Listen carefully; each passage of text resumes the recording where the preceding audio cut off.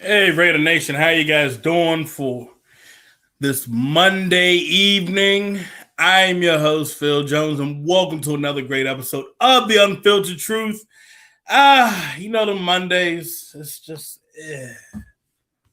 that's where I'm at right now. But other than that, we have a lot to dig in. We got a lot to look at. I'm going to get you guys up to date. I know you guys have seen all the news. Raiders have traded defensive tackle PJ Hall for a conditional 7th round pick to the Minnesota Vikings. And, earlier today we had found out that, oh, snap, he was getting released. But, they managed to, Mike Mayock, the one and only, managed to find out, like, hey, you know what? Instead of going and doing the release, let's go on and do a quick trade. Let's see what we can get out of it. Let's not go empty-handed. And you know what? That was smart. Let's not go empty-handed because you just released your 2018 second-round pick. And I'm going to be real here. This is frustrating. It's frustrating, and I'm going to get into it. Some people feel that PJ Hall should have been drafted maybe 4th or 5th round. Then there's some folks that, they said, oh, he running a 4.73 for a defensive tackle at his size. He's doing all of this and that. He's squatting this. This man has strength. And you're only seeing it in a very inconsistent manner. PJ Hall, we were expecting him to at least get, I don't know, maybe up to where can I start? Maybe like a guy starting off like, okay, rookie season, let's see you get about 4 or 5 sacks. Let's go on and see you get year 2. Let's see you cause more damage inside the middle, creating pressure, helping with the pass rush. We didn't see that. And it's frustrating. It's frustrating for the staff. It's frustrating for fans to see that, damn, we're trying to draft. We're trying to see if this is going to be a solid draft pick, and it's not. Now, some folks, look, I'm not trying to bash PJ Hall, but I'm going to come up and say it like this. Look, man, you have to accept accountability. You're an adult. You're at the age. It ain't nobody else's fault but you. You're at the age where you should have got this straightened out with your weight. Man has came in to camp.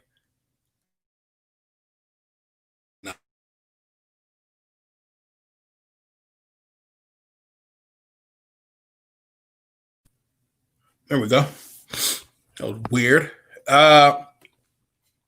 So when you see something like that, it's like, damn, for real? We're having this problem? We're honestly having this problem. So, hey, Raiders went and did what they needed to do. They went on and got rid of him. You have Malik Collins, who John Gruden has spoke very high of. We still have Maurice Hurst. We still have Jonathan Hankins. You also have Daniel Ross. So those are 4 guys you want to keep your eye on right now. Those are 4 guys you want to keep your eye on going forward this year. Weird. I don't know why that didn't start up, but like I said, if you're just jumping in right now, I don't know. I had some weird technical difficulties. Like I said, Raiders have just traded PJ Hall earlier today for a conditional 7th round pick to the Minnesota Vikings. He looked like he came in out of shape. Another guy that Raider fans are familiar with, Markel Lee. He started on the PUP list, and he didn't pass his physical. So he was released. Another casualty today. It was Paul Butler. But you got to remember, everybody had to get under 80. You had 90 players on the roster. We had to get under 80 with the way they have things set up right now. With camp being short, there's no preseason, so you can't carry 90 players like you normally would do at the start of training camp. You're going to do it 80 for right now. So DJ Killings was another one. Killings, he opted out. So, he found that loophole. I'm going to get into that real quick. A couple other guys found a way to get in, get out. I'll give you guys the list right here. I have the updated list, so y'all stand by. So the Raiders had cut Jordan Brown, as cornerback, Paul Butler, tight end, Dominic Evils, that was linebacker. We also had Eric Magnuson, that was the backup center. They went on and cut him, but you already had Andre James. Hey, Jim, how you doing? Herman, how you doing? P-Dog, how you guys doing tonight?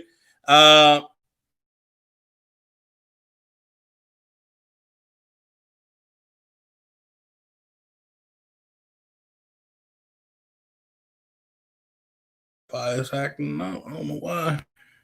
Okay, there we go. That was weird. Having a weird Wi-Fi connection. I don't know why. Anywho, DJ Killings and Jeremiah Valoga, the defensive end, they opted out. And you get your stipend. You're not cut. You're not going broke. I mean, can you blame them? I don't blame him. Hey, Corey, how you doing? So basically, with the whole opt-out, we've been seeing a lot of top players. We've been seeing a lot of key players. You saw the Patriots. They had 9 or 10 now. And a couple guys on the PUP list. Starters, really. So Patriots really don't have anybody right now. And that's looking ugly. And then you're seeing some of the guys that are on the reserve COVID list.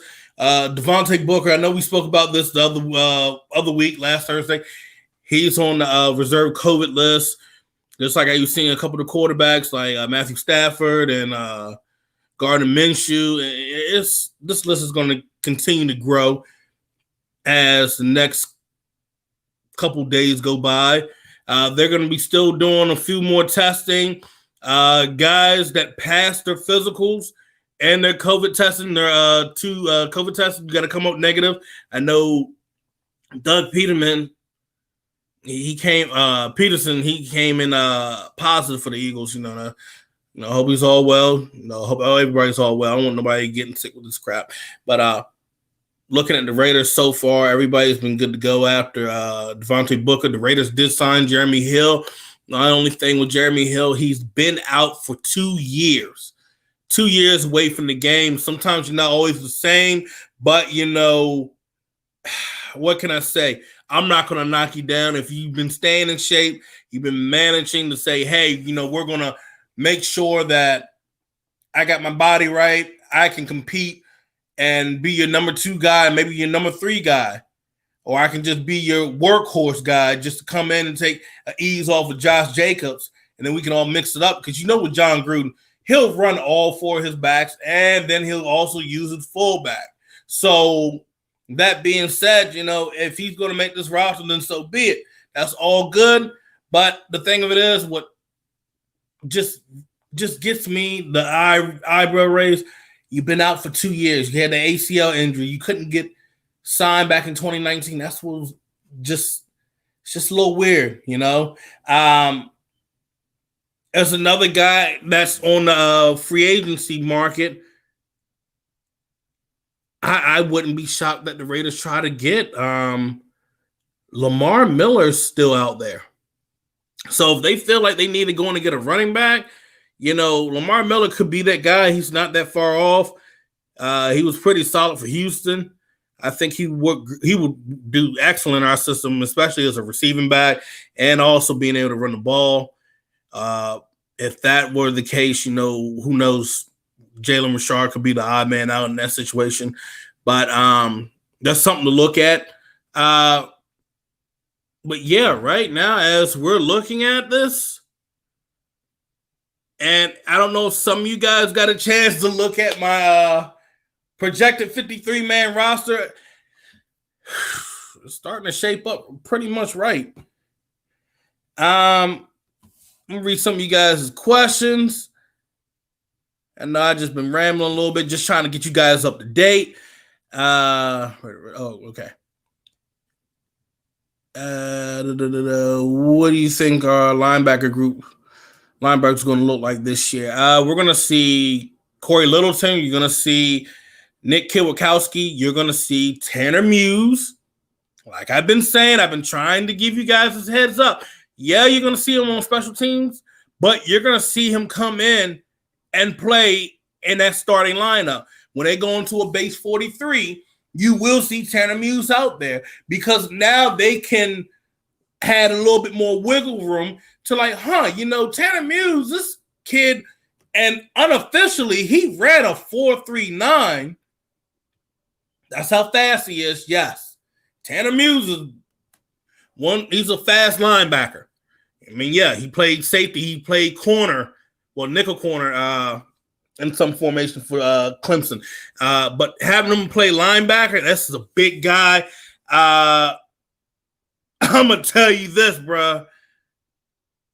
You have him out there.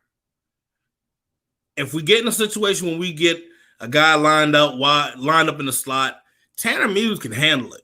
I know we talk about Corey Littleton and having speed and whatnot. Corey Littleton is going to be able to handle a tight end. That's great.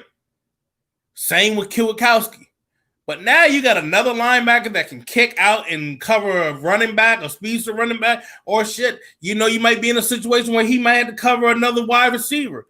You know how, let's say with Kansas City, they run certain formations where they have Tyreek Hill in the backfield like a running back, and then they kick him out in the slot, and you got 3 wide receivers to deal with.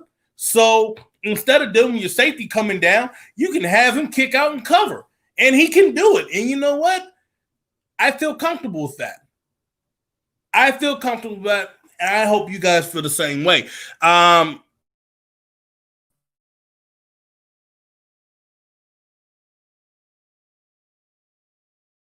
Go again with this Wi-Fi. I don't know what's going on. It's like somebody's trying to jump and bump on this. I don't know why. Because I just updated everything. But with Javin White, that's another speedster. He came in with he ran a 4.42.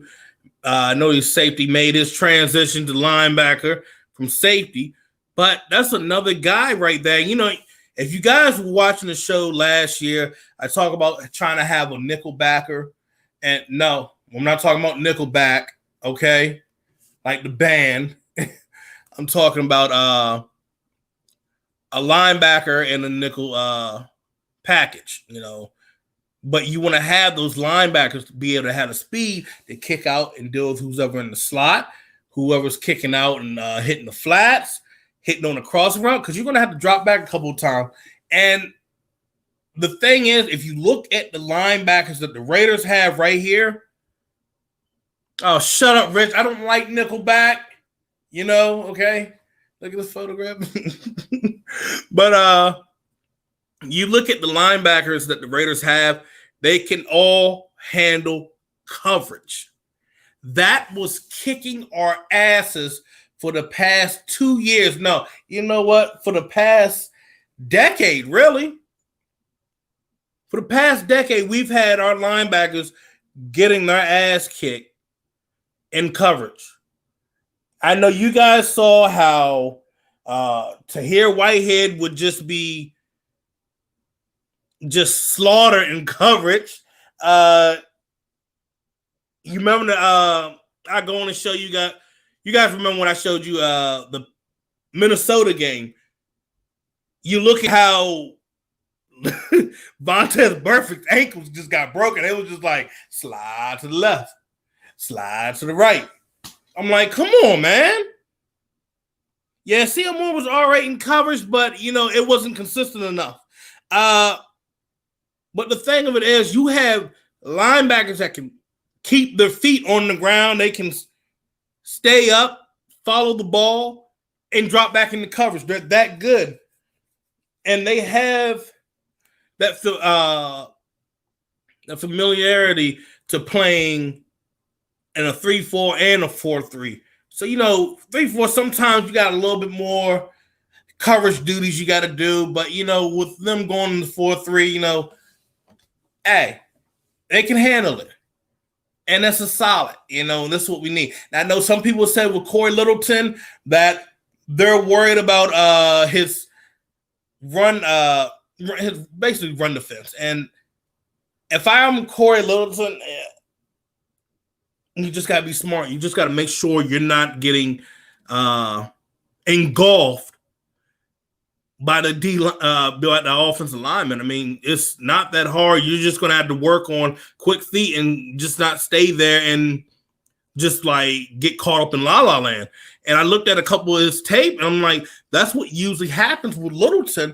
He's getting caught up right there. I know he's looking for the play. He's trying to sniff it out. And he's like a second or two off where he gets engulfed. So Littleton has to work on that, and I think he can fix that. The more and more I look at going back at the press conference that John Gruden had, I'm going to say this.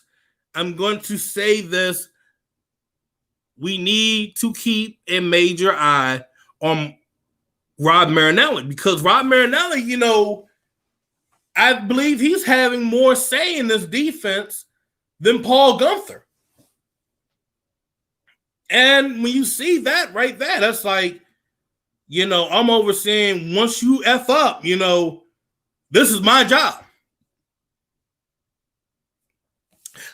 Kit Wachowski with the green dot helps Littleton as well. Yeah, absolutely. You look at what Kit Wachowski did when he took over for Roquan Smith, who I wish we had drafted.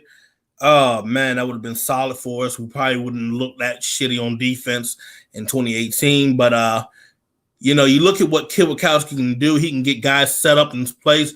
You had Aaron Rodgers already speaking very highly of his performance out on the field. He's seen him play multiple times. So I feel like when some folks are saying that, he's not proven, I believe he is proven, because he wouldn't have gotten this job and he wouldn't have gotten paid this amount if he couldn't get the job done. I don't think the Raiders were just going to just pay anybody to come in and play linebacker that's done it half-ass, because I have not seen Nick Kit Wachowski play half-ass, and he's not. Same with Corey Littleton. And another thing you also got to look up on that the D-line. I forgot to say, Carl Nassib. We look at Carl Nassib and everybody's thinking like, oh, he's more like Josh Moreau. No, he's not. Actually, what's funny is Carl Nassib. I had to go back and look at a couple guys' pro days. When Carl Nassib went to the combine, he ran I think he ran like a 4.79. But when you go back and look at his pro day at Penn State, and I've heard people have problems with the 40 time down in Indy because, they're just not coming up with the right timing. So you look at Nassib when he's at Penn State, and they're not going to be us at Penn State. He's a lot faster than what people are putting him out to be. Carl Nassib, he got better and better from once he left Cleveland, and when he went to Tampa Bay, his game improved to where he's getting 6 sacks. I think the past 2 seasons, if I recall. Don't have it on the top of my head, so sorry about that. Looking at what Carl Nassib can do, he's a big body, good support in run defense, good support in pass defense, and he can drop back into coverage. He has familiarity playing outside linebacker as well. So what the Raiders did with this defense, with these defensive signings, I'm going to be real here. It's really to cover your ass. Big time. Now, we still got Arden Key. Now, Arden Key, I'm going to tell you this. He needs to put on some weight. I feel like the reason why we're not always getting a full season of Arden Key And I was just looking at it. I feel like it has something to do with his.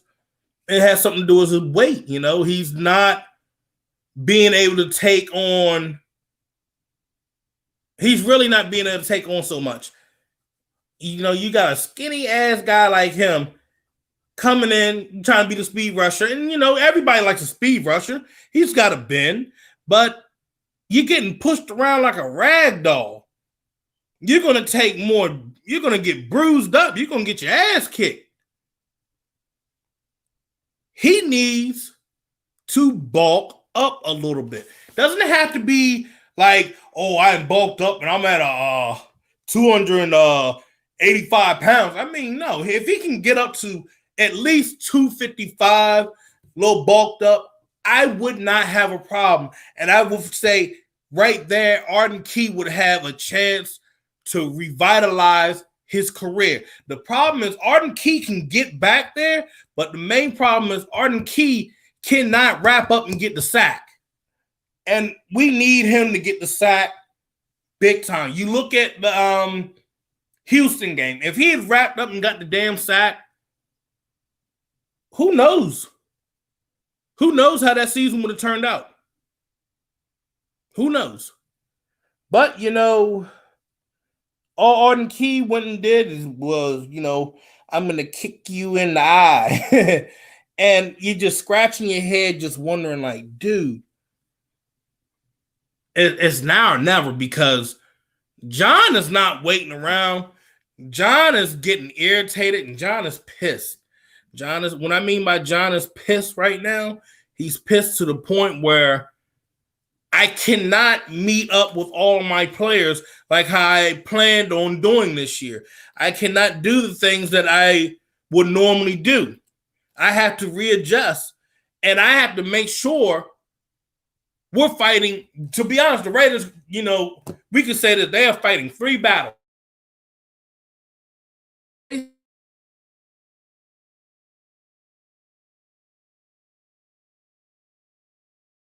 God damn, there we go.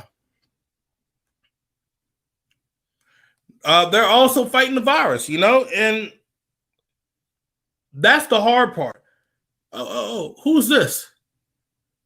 Who's this Mickey Flick joining me? See if I can get him in.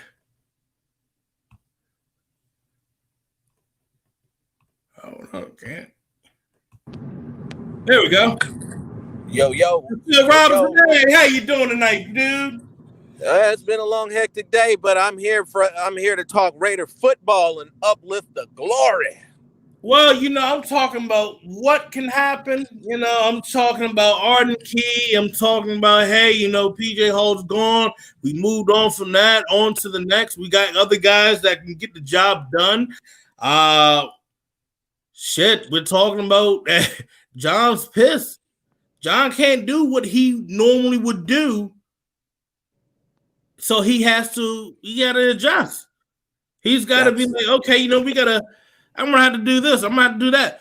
We have to face 3 things. The Raiders going to have to face dealing with the refs probably. They got to deal with already the teams they face, and you got to deal with this damn virus. Now, one way that the teams help with dealing with this virus, they sent out a message to all season ticket holders this year. Well, today they sent it out and said that, hey, no fans. Ain't happening. There'll be no fans in the season this year. It sucks, you guys. I'm telling you, it does suck. Because I know a lot of us wanted to go and see the games, no matter which one it was. Everybody wanted to meet up, drink, have a good time, represent Raider Nation. But the thing of it is, they got to win. And the thing of it is, I've talked to a lot of folks, they say that having fans in the stadiums, if they wear masks, it should be good. No, they're not going to be good, because you know what? What's the one thing that's going to happen when you're in the crowd, you're standing up? You ain't going to be able to scream and yell with that mask on. You're going to be ready to take the mask off and be ready to be like, and everybody's going to be ready. And you're going to end up dropping your mask. You're going to be drunk from drinking beer. You drop your mask and that shit and got on the ground. You're not gonna pick that up, and you're just gonna try to be like, oh, I'm gonna cover my mouth up right here. That ain't gonna help. And you're in a dome. It's basically like a damn petri dish. That shit gonna be coughing. It's gonna be coughing. It's gonna be spreading all. It's gonna be nasty as shit. So the fact of the matter is, I'm trying not to spend time on that shit because you guys hear this so damn much. But the thing of it is, the Raiders got to find ways to win. Ooh, we're having some connection. They got to win that battle right there. And if that's one way to win it, so be it. All right. Reading some of the comments. Yeah, can't eat or drink with that mask on. No, you can't. And the thing about it, you're looking at how a lot of these guys are opting out right here. And a lot of our opponents, those guys opting out. We have a competitive edge. We just have to make sure we go forward and execute it. And keep it. I'm just really on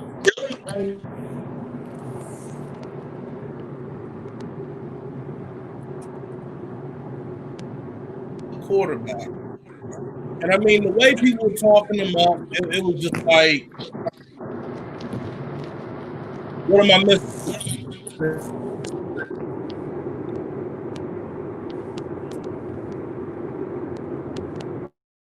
Quarterback controversy?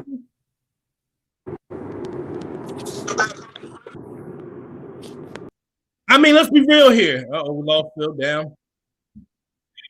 Let's be real here, Raider Nation. Do you honestly think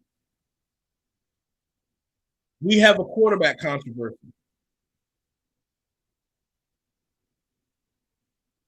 Anybody? I know somebody can pop up on this damn comment section and say something. Do we have a quarterback controversy? Because, I'm hearing the players talk up Marcus Mariota. I'm hearing everybody saying this, and this. So I'm just like, is that a possibility right now? Are they not telling us something that we haven't heard yet, And you guys are saying no, and that's good. We don't need that because when you had that, it's going to be a friction. But nothing surprised me with this team, and it just fun fact, this team kind of gives me gray hair. I'm hiding some gray hair. There's Phil one more time. We can try to get him in. All right, there you go, bro. Yeah, they definitely give me gray hair too, and being without fans in the stands isn't as big a deal as everybody wants to make it seem. Because what would you rather have? Fans in the stands and no football, or no fans in the stands and a full 16 games plus playoffs in the Super Bowl? Yeah. So, and as for PJ Hall being traded, hey, when you're a professional athlete, your job is to come to camp in shape, ready to go. And if you're not, well, then you should be shown the door. No, you're right. It's now, simple. Okay, so a lot of you guys don't see a quarterback controversy happening, and that's not a problem. Now, I'm just going to say this: you have Week 1 against Carolina. Carr has to make sure he comes out on fire. Even if he takes a hit to the chest, like he has before, and once he gets hit, his whole game just changes. It goes right into a dud. He has to make sure once he takes the hit, he's going to keep doing the same thing at what he started at.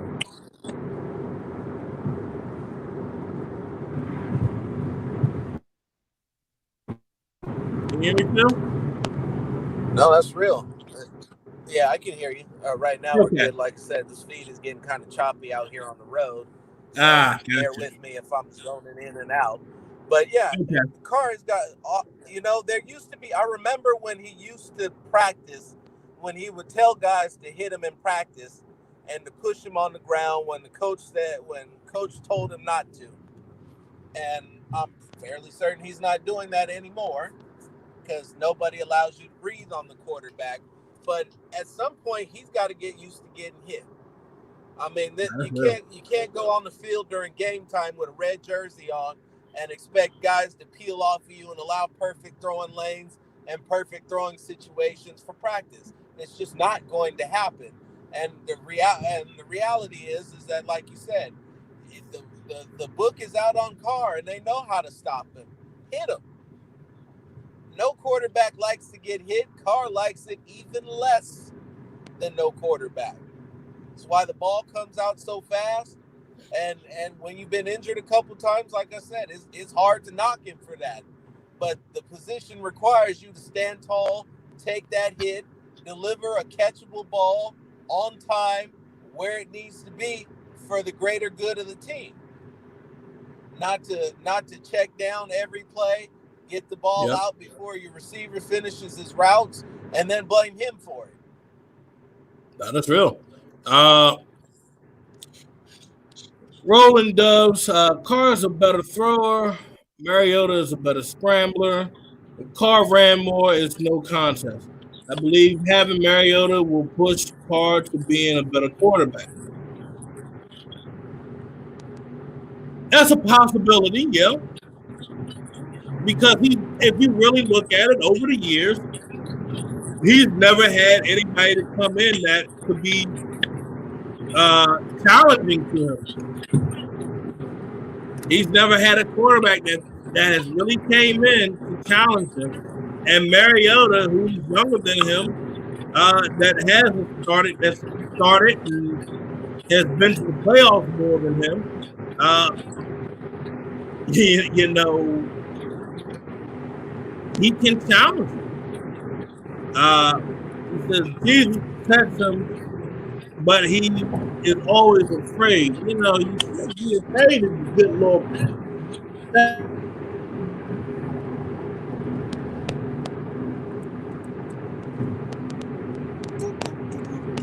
Gosh, what is going on today? But yeah, Carr has struggled in the red zone, and it shows. And so John Gruden even, he said something about, oh, hey, on the 1 yard line, we got to work on that, and that's true. They got to work on that. You got to pull back and Alec Angle, you should be getting the first down, or you should be getting the score. You should be doing more than that. You have Darren Waller right there as your tight end. You shouldn't be having no problem. You have Austin Malone there. You have Jason Witten now as another tight end. You should not have a problem. You also have Tyrell Williams as outside receiver. You should not have a problem. Those are multiple tight ends that can get you right there. In the red zone, you got a big receiver that can get you. In the red zone, you got a big fullback. Red zone, you got a running back from Josh Jacobs that can leap over there and get you in the red zone or first down. So the fact of the matter is there is no excuse for him. And then, you know what? He's going to have to use his legs. How about use the bootleg and run for the first down? Don't take 5 to 8 yards back. Stay right where you are. The most you should be going back is about maybe 2 or 3 yards. That's it. I have looked at every quarterback and them doing their bootleg or play action. If you're trying to run for the first down, nobody should have to be rolling all the way back and then trying to run back up for the first down. That means it's something. And you know what I found out about that? It's something about your vision. It's something about your vision right there. You're not trusting it, and that's a problem. So Derek Carr needs to really make sure he has that on point. If he does not have that on point, well, you know what's going to happen. Phil. Now, if I may about that, now Okay. I got it.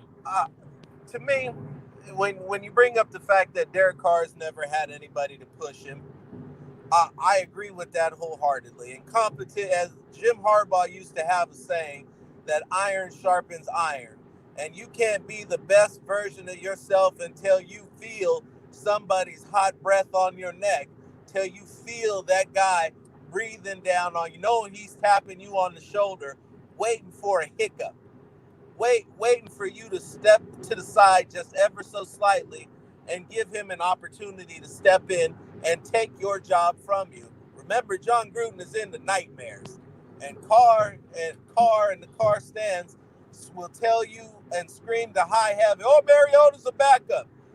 Mariota's contract says he's not a backup. Mariota's contract says that he's being tasked to come in and push Carr and give every attempt possible to take that starting job from him. I find it interesting when I look and I watch all of the tapes from Hoku about the Raider practices, unsanctioned, of course, that Carr was working with the veterans and the older guys and not the rookies. But yet you hear a report out of the Raiders.com that the rookies are loving Mariota, that they love his leadership, they love his relatability, and Mariota. Let's not forget, Mariota won the Heisman. Mariota was the guy coming out of Oregon that could do it all, and as Carr, you gotta be worried about a guy whose arm is as live as yours, who's winning the locker room over, and who can do the one thing that the coach has been begging you to do way better than you could do it if you wanted to do it. Carr can't run with Mariota. That's just not his game. He does not have that ability. And what you also don't see, you'll never see Carr laying a block for somebody, for a receiver or a running back to get him the edge. And those are the little things that help you win football games. Those are the little things that help you win your team over. And I'm not saying that Carr doesn't have the love of his team, hasn't won his team over. But when somebody else is doing that and you're not, that does not bode well for you. Side note,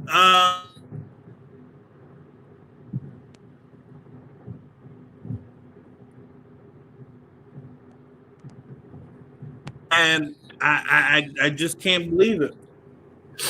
Arden Key looked like he has gained weight. Oh? How much? 2-3 pounds? It looked like a good 5 pounds. I say it looked like a good about 5 pounds. Let's say get him 242, 240. It should get him to 245 exact, but who knows? But he has the club on his hands, so sometimes you tend to gain a little bit of weight while you get that little injury. But hey, I've never seen his face round. I'm used to seeing his face look like this man hasn't eaten in like 2 weeks. Mariota's game is a backup. Carr is borderline of a backup starter. We may not have a superstar on the roster.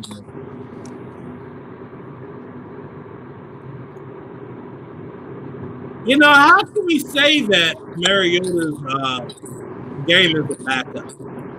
Because he had that bad season where he got benched for Ryan Tannehill. You can't really say that because the thing of it is, they jumped from one new offense to another, and he might have felt uncomfortable. And I'm going to be real. I went back and looked at Mariota's games.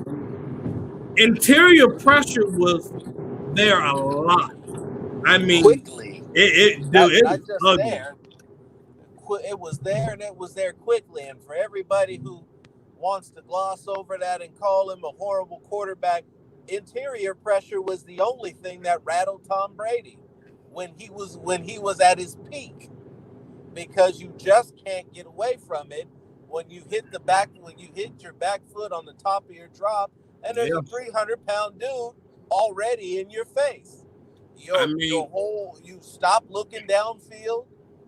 It goes back to what I said earlier about having to stand tall and deliver the football, knowing that you're going to take that shot.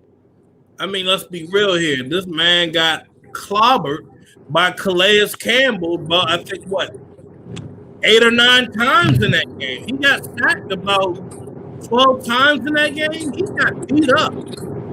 Yeah. And then whatever they weren't hitting him in the chest, they were hitting him low, and you getting pressure up the middle, dudes falling into your legs. You've already broken your leg. I mean, what more can you ask for the guy? I can't. So, Dubs, I can't call Mariota assistant quarterback where he's also learned multiple playbooks and multiple systems. He's learned how to do the West Coast. He's learned how to do a spread. He's learned how to do run and shoot. He's running gun. Shall I go on? And he comprehends the verbiage. And I've managed to talk to one of his older coaches that left the team. Managed to get a hold of him. I said, "Can I get a thought on Mariota?" He said, "The guy can pick up any verbiage that is thrown at him for an offense." As you heard John Gruden on Thursday last week, Mariota has done an excellent job. He did an excellent job getting healed up and all, but did an excellent job with picking up the playbook. Now, I have never seen John Gruden congratulate a guy like he's already got the playbook down. Took the initiative to keep studying, to keep just trying to remember over and over and over what long verbiage that John Gruden has in this playbook, and he's done it.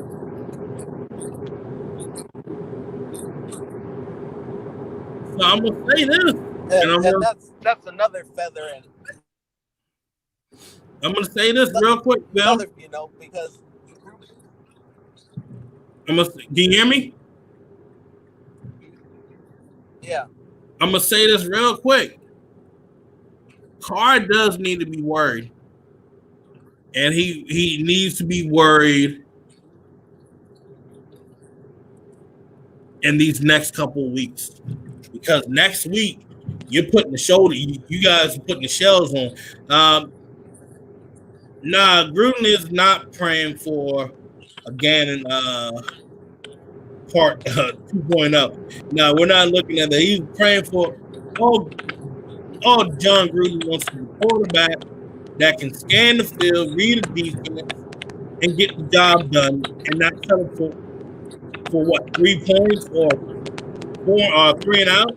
He wants 7 points on the board. Ain't that too hard to ask? I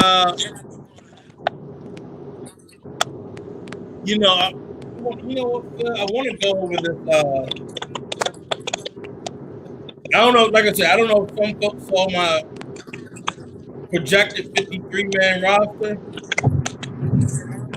but I'm just going to hit you with it, because so far this is it's starting to look accurate, Bill. Yeah. If you guys didn't look at it, want to look at it and get your opinion on it, hey, I'll put it back. I'll put it up for everybody to see it. Carr, Mariota, Peterman, those are your quarterbacks. Jacobs, Lynn Bowden Jr., Jalen Richard is your running back.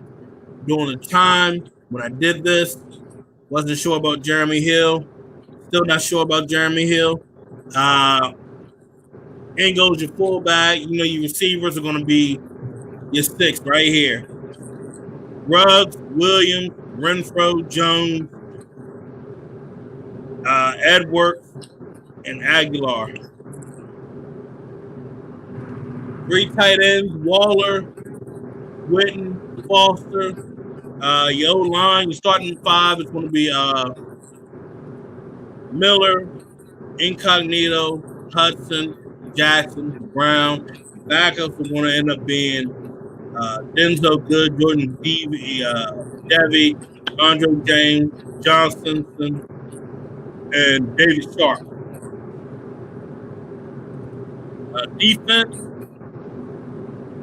you're going to have Farrell, Collins, Hurst, Ross, Hughes, Kowski, Littleton, Mullen, Moore, Randall, and Avery. That's the starting. Backup Barnett, Hankins, Ross, Keith, Carl, Wilbur, Tobin White. Yes, I put him in. I got him making this team. Damon Arnett, Isaiah Johnson, LaMarcus Joyner, Keyshawn Nixon, Mick Robinson, Jeff Heath, and Eric Harris. That sounds about right to me. That's what we're looking like. That's what looking like shaping up right now. Yes, it is. And that's a competitive roster. It's a competitive roster for a couple reasons. Like as I've said before, and I'll say it again, continuity. So there's a good deal of continuity in the system. There's a good deal with between the players, and Derek Carr doesn't necessarily need to be worried, but he does need to play better. He does need to not rest on his laurels and be talking about how he had the best season of his career and we're ready to go. And he needs to stop talking and play. Quote, plain and simple. So we need to see more than touchdowns in the 20s. If all he's throwing is 28 touchdowns, 21 touchdowns, that's not going to cut it in the NFL anymore. Nah, that's true.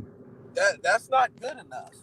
And you can throw for all the yards in the world. You could throw for 6,000 yards. If you don't score, it don't mean nothing. You're right. Yeah, I'm getting tired of his post-game interviews too. You know, I don't care about this. I'm Put it parent all on now. me. I gotta be focusing on like parent teacher conference and all that. I'm not worried about what everybody's saying on Twitter and all. You really contradicted yourself saying that, and then you come out and saying that and bring it up. You're getting mad about everybody saying something on Twitter. So, dude, which one is it? I mean, I can pull up every press conference that you said something about.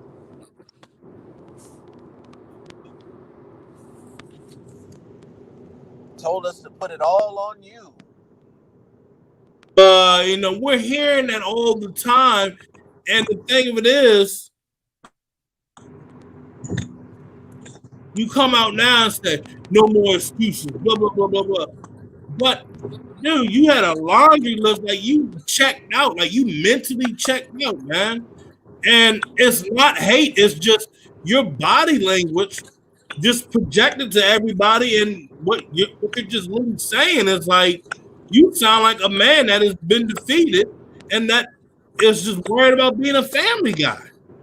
There's nothing wrong with being a family guy and still playing football. But the way you were talking like, I just want to focus on that and that's it, And that's what everybody got to do. Second. So,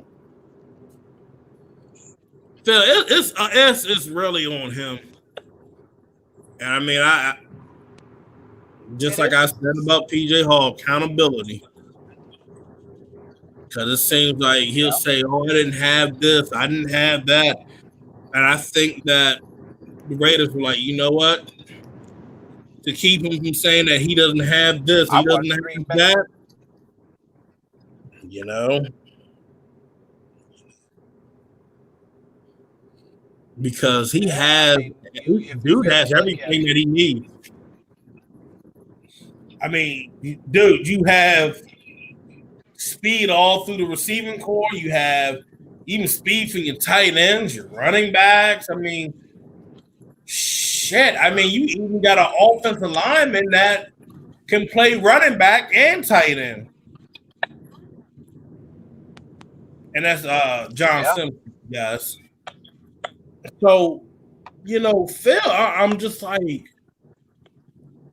this man could deliver amount of scores like Oprah Winfrey's giveaway with no problem at all.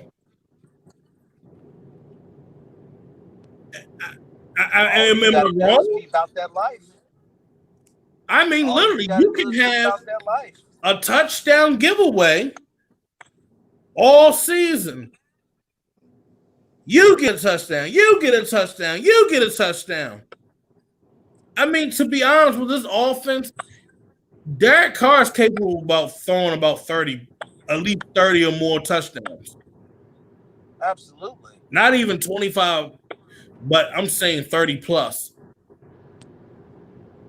He's gonna need to be about 35 to 40 in order for the Raiders to get where they need to be. And he should have no problems getting that. If you look at his assortment of weapons and think, what if instead of everybody having monster freakish numbers, what if everybody had something respectable like 5?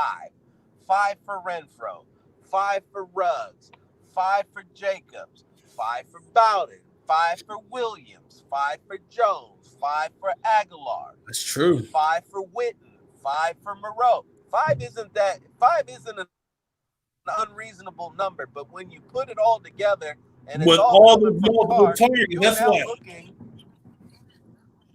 That's about what, 10 targets right there? Mm-hmm. So I mean, you putting up about 40 or 50 touchdowns right there. If you just shoot, if all of them get 5, that's true. If you spread the ball around and distribute it to everybody, successfully find the open man, make a good decision, and quit throwing the ball to your running backs at the blink of an eye, this offense is capable of doubling its scoring output from last season. It is. Yeah.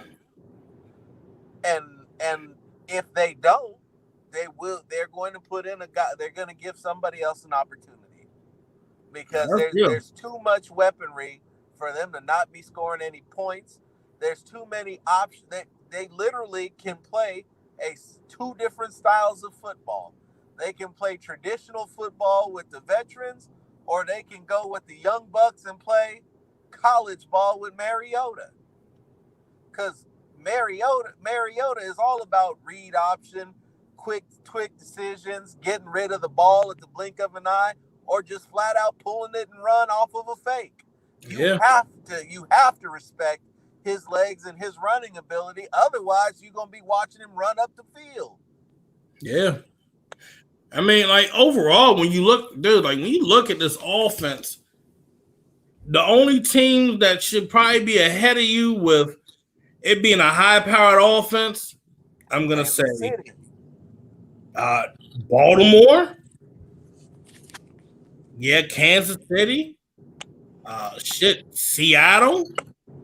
I think that they have a better offense than Baltimore. Baltimore just has a better playmaker at QB. You know what? I'm going to stop you on that one because it's what other targets you received in the draft that that can catch the ball now, not guys that are like, oh, he has speed, and he probably get you about 10 catches off of 28 targets. Nah, they got some guys that can catch the damn ball now, along with the tight end, and that's what makes them scary this year. That's cool. I still think they got better. I still think the Raiders are a deeper offense than Baltimore. Better offensive line. That may be true. That may be true. Better assortment of tight ends, better assortment of wide receivers. No matter how many guys. That may be true. But I'm just saying, I've just seen what Baltimore's done. A running game, yes. Running game, yes. Yeah, but passing game, I see what you're saying. Yeah, they should not have a bet. That what makes Baltimore a better offense is their quarterback. Yeah, and that's the only thing. That literally is the only thing. If you were to take Lamar Jackson off and switch quarterbacks, which team do you think would be better? Shit, team that got Lamar Jackson. Thank you. Shit, you get Lamar Jackson, the O-line, Lamar Jackson, guys that can catch. I mean, you got guys that can run the ball too. Man, that's scary. I mean, like that's like to the point where you might end up rage quitting. Now, hold on. Somebody said the same thing I said. Roland Dove said AB is going to end up in Baltimore, and that was the same thing I said to you the other week. I do see that happening. He's going to do his suspension 8 games, and when it matters the most, they're going to have Antonio Brown on the back half of towards the end of the season, towards the playoff, where you really need him the most. And that shit's going to be damn near terrifying. Hollywood Brown, Antonio Brown, Mark Andrews, dog. That's going to be brutal.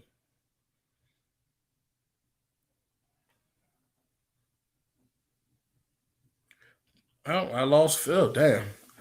But overall, just thinking about that, that's going to be brutal. That's why I'm saying, like, Raiders need to step it up. If the Raiders don't step this up this year, that's a damn problem. And John Gruden's not looking to deal with that crap. John Gruden's looking to win now. That is the key. You have to win now. You can't hesitate. You can't second guess. You can't be just settling for field goals. I'm going to tell you this. Even though I have Daniel Carlson making this roster, I honestly don't think Carlson's going to get this. If Carlson's growing up, I see them getting the Giants kicker that had just recently got cut. He got that hit and run. I think he might end up getting cleared off of that. If he ends up getting cleared, I wouldn't be shocked if the Raiders try to pick him up. Rojas. That's the kicker. Rojas from New York. Yeah. I wouldn't be shocked if Carlson's struggling. Carlson went 19 to 26 last year. That is piss poor. If he if he's starting off looking like a hot mess again, I would not be shocked if the Raiders go in and cut him. And if Rojas is not in any problems, I would look for them to sign him. That would be a steal. You got a solid kicker that can kick for more than 50 yards because Carlson couldn't kick for more than 50 yards last year. That's a problem. That's a big problem. And the best thing about Rojas kicking, he can kick in cold weather. It was like Carlson just hit duds. But either way, the Raiders should be in a better situation this year. I know I've said it plenty of times, but looking at this offense right here, Uh, this should be a high power top 5 offense. This defense that we're putting together, I should see this defense within the top 15. It looks great on paper, but yes, you all got to remember it has to translate onto this field. If it's not translating onto this field, then, we got some question marks and we got some eyebrows being raised saying, what the hell's going on? We're dealing with this all over again. J.K. Dobbins is with the Ravens. Jesus.